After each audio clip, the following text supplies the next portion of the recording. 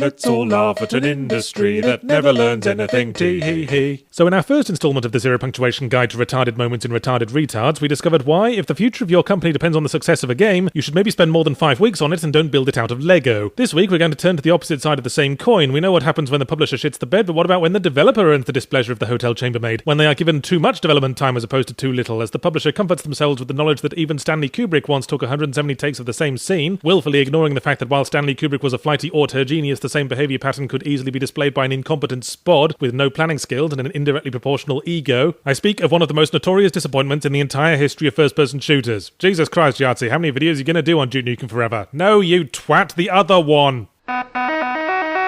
I was slightly surprised to find Daikatana available on Steam, but even more so by the feature list. 25 glorious weapons to collect and utilise, 2 highly trained sidekicks to watch your back. I'd have said it was being sarcastic if I thought publishers had any self-awareness at all, but realistically everyone knows that its infamous reputation is the only reason this game is on Steam, and the blurb should have read, roll up, everyone come and see the freak. I was surprised that the Steam version seemed to run alright, as on launch the game was notorious for running horribly with many issues, like a paperboy with polio, but I guess some things got fixed in post. For one thing, there's an option to disable the limited save gem system, although sadly not one to make it tear itself from the game and commit seppuku on your living room floor. Anyway, I started the game and it opens with a suffocatingly boring intro cinematic written by a real go-getter who refused to let his obvious ineptitude at writing stories get in the way of writing a huge pile of story that is now going to get shoved in your face like an ether-soaked rag. I die a lot in Daikatana, or should I say John Romero makes me his bitch a lot, but on only about 50% of those deaths was I completely certain of what it was that had killed me, and most of those because it had been my own weapon. There seem to be even odds whether or not an explosive weapon will blow up in your face with every use, and the last weapon you find in the first chapter is some kind of bouncing death sphere that might as well rename the fire button to immediately destroy self. And when weapons aren't actively plotting against you, they're just mystifyingly awkward to use. Under what circumstances could anyone need a shotgun that fires 6 times with every use, other than being an American police officer? And as for our highly trained sidekicks, they're only highly trained by the standards of sea monkeys. Every level exit obstinately folds its arms and blocks you until you have both NPCs with you, and chances are good they will be 3 rooms back frantically sprinting into a wall, or more likely each other, until you have to start manually guiding them along the hallways with a fucking snow shovel. So the game's shit, but you knew that already. The rich, creamy brownness of its shit was the perfect fall to end a story about pride. John Romero was the auteur golden boy behind Daikatana, as should be well known by all the people who are now his bitch, formerly of id Software, who got his new studio off the ground basically it seems by saying, "Hello, I made Doom and Quake," and then rubbing his thumbs and forefingers together. And so he declared his intention to realise his brilliant ideas, unhampered by all those lame, sensible people with their logic and humility and realistic estimates of time management. He planned out an epic adventure set over 4 time periods, dripping with a huge variety of monsters and weapons like his hairdo dripped styling product, and declared it would be done in 7 months, at which point id collectively rolled its eyes, did a little finger gun gesture next to its temple, and released Quake 2, a game that's about as much fun as inspecting an architectural plan through a brown quality street wrapper, but which was the cutting edge of tech at the time, and clearly nothing else would do for Romero's big hungry baby. See, that's the trouble with the cutting edge, it's hard to stay on because it's very thin and it keeps moving as it hacks at your balls. 7 months turned into 3 years, but while that could be forgiven, the key word of the whole debacle was hubris. Romero had a vision for designer-centric development noble in itself, but queered by an ideal of a rock-star developer image, publicly blowing money on penthouse studios and flamboyant lifestyles. But a rock star is obliged only to write some good tunes, sweat on some people, and coke themselves off their balls. Developing a game, it turns out, is actually quite hard. As negative press grew and grew concerning nepotism and mass resignations, and full-page magazine ads informed a restless gaming public that they were John Romero's cellmate and he'd claimed the top bunk, as it were, outright hostility was brewing. At this point, the universe takes 2 paths, one in which Romero spearheads a bold artistic movement in game design as a misunderstood genius, burdened with the egotism that often strikes the auteur, or Romero is forever lambasted as a boob, so massive that even the most determined baby would struggle to get its gob around it. And which universe we ended up with hinged on one thing, Daikatana not being a pile of execrable garbage. Better luck next time, universe!